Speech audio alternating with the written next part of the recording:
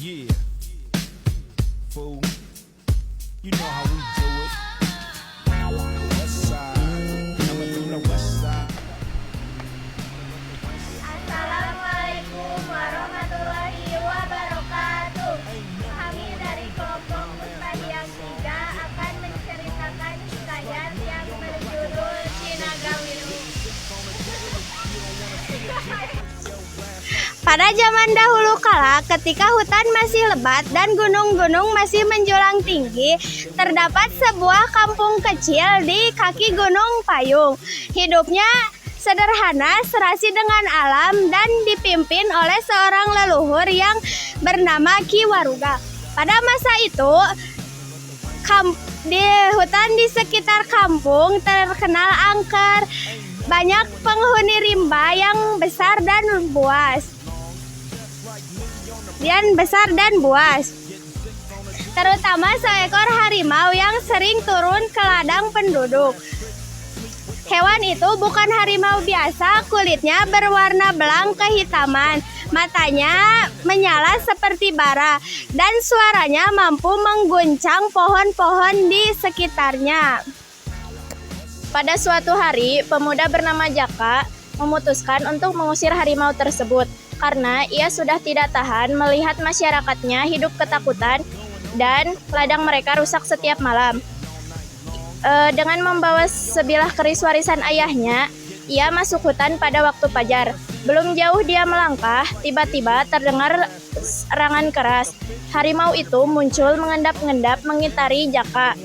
Pertempuran pun tidak dapat dihindarkan.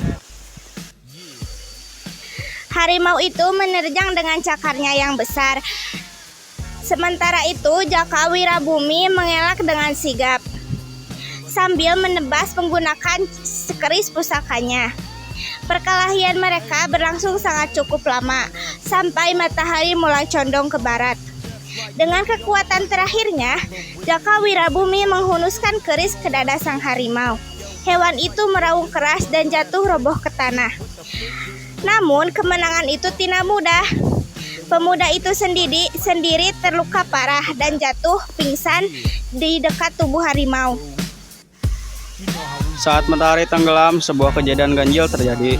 Dari puncak Gunung Payung, turunlah seberkas cahaya biru keperakan.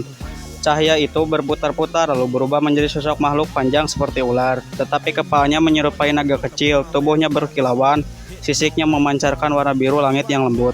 Penduduk menyebutnya ular naga biru. Makhluk itu menyerap dengan tenang menuju tempat Jaka Wirabumi terbaring tak sadarkan diri. Orang-orang kampung yang dari kejauhan melihat cahaya tersebut bergegas mendekat, tetapi mereka berhenti karena kagum sekaligus takut.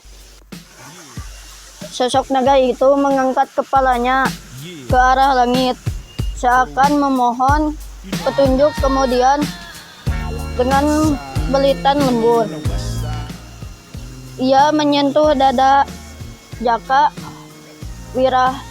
Wirabumi. Ajaibnya, luka-luka pemuda itu sembuh sekali ketika dan ia terbangun dengan napas lega. Penduduk kampung menyaksikan kejadian itu sambil berlutut. Mereka percaya bahwa ular naga biru adalah utusan alam yang menjaga keseimbangan di Gunung Payung, datang untuk memberikan restu kepada manusia yang telah menjaga kampung dari ancaman harimau. Setelah kejadian itu, masyarakat di kampung berkumpul di balai kampung. Ki Waruga, sang pemimpin, berkata, "Hari ini kita telah melihat keagungan sang penjaga Gunung Payung. Seekor ular berkepala naga berwarna biru telah turun dan memberikan kehidupan. Karena keajaiban itu, tempat ini akan kita sebut Sinaga Wiru, yang berarti si air atau daerah. Naga artinya naga, wiru artinya biru. Nama itu menjadi penanda bahwa kampung tersebut diberikan kehidupan makhluk sakti naga biru yang menjaga kedamaian alam. Sejak saat itu, Cinagawiru menjadi tempat yang makmur dan tentram. Warga hidup harmonis dengan alam, dan legenda ular naga biru terus diceritakan kepada anak cucu agar mereka selalu menghormati keseimbangan bumi. Sementara Jaka Wirabumi, sang pemuda gagah, dikenal sebagai pahlawan yang berani melindungi rakyatnya. Ia letak menjadi pemimpin baru kampung Cinagawiru, arif seperti Ki Waruga, dan kuat seperti harimau pernah dikalahkan.